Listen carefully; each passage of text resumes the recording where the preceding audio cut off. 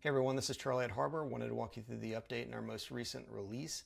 If you update your camera to version 2.8 in the mobile app, you'll have access to these features.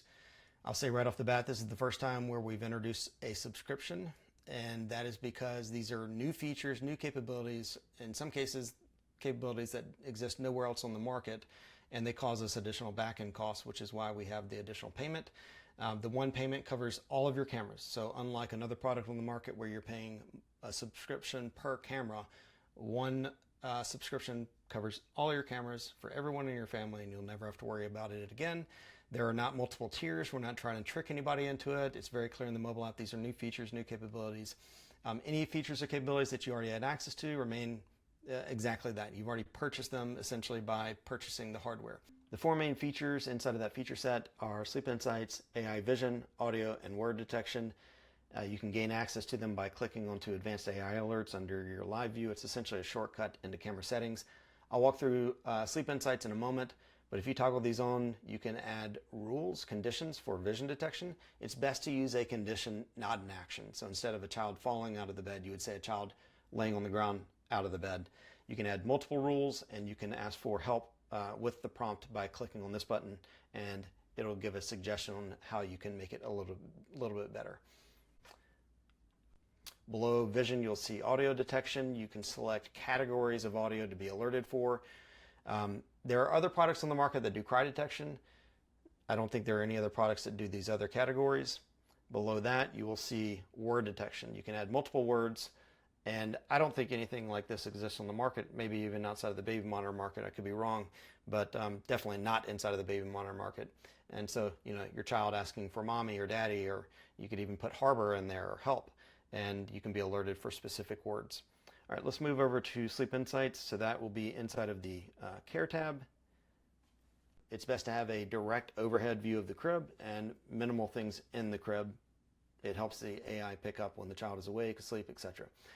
You can see sleep timelines, when they fell asleep, when they woke up, and it also handles daytime. So up here you'll see daytime, nighttime toggle, so you can work between naps versus sleeping at night.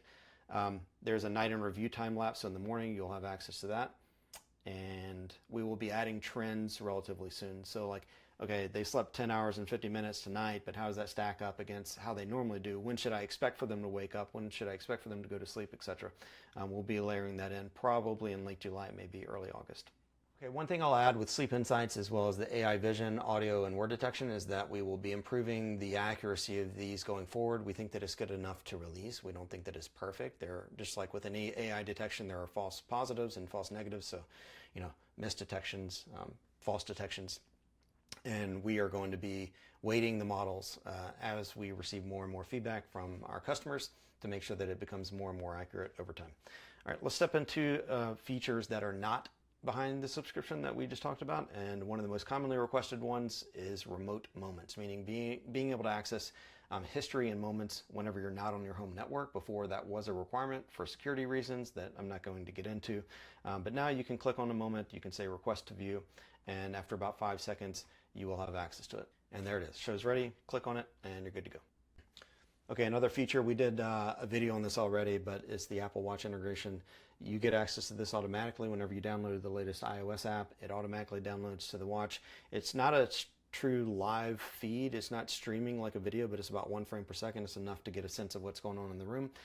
Nobody else has anything like this on the market, and it handles multiple cameras. You can swipe between them, you can reorder them, and in the future I'll be enabling a widget so that you don't even have to step into the watch app. You can just, like, inside of your little shortcuts, you'll see a live view of the room on your watch. Okay, other smaller features, quality of life updates. This temperature will now load quicker whenever you open the mobile app. Before, it may take a few minutes to pull the camera and ask the camera what the temperature is. Now it should load much quicker.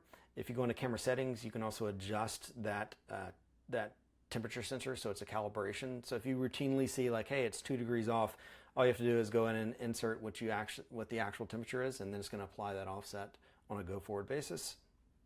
Also in camera settings, you'll see the ability to set no alert windows, and you can add multiple windows. This is essentially a period of time during the day, usually when you don't want to be receiving like motion detection alerts when the child walks into the room, audio alerts, etc.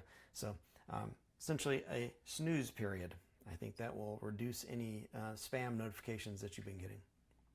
All right, I'm going to power through, rattle off some others. We have updated the nighttime image quality. You'll see at night it appears, the image appears slightly brighter, higher resolution.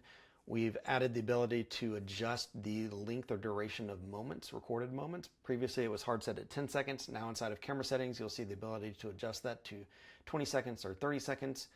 We have increased the range of direct mode. It's a mild boost, but it is a boost.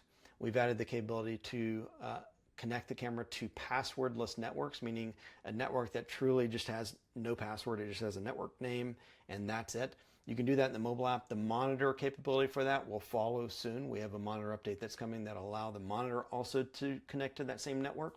And then later we need to introduce the capability to connect the system to captive portal networks, meaning like when you're in a hotel network and it says, what is your last name and room number? That's not really like a network name and password. It's not even just a network name. It's what's known as a captive portal. So we plan on solving that problem probably in August. I was hoping for July, but I think it's going to be August. And then lastly, and this is super advanced, there's IoT capability or IoT community known as Home Assistant. It's probably it is the largest open source DIY IoT capability out there. And we have now enabled an integration with that. It is in beta. And I'll say that while our side is done, the contributions to that open source community are still in review. But if you want access to it and you want to test it out, let us know. All right, big update, hopefully well received. Put a lot of effort into it and we got some more stuff coming down the pipe. Thank you.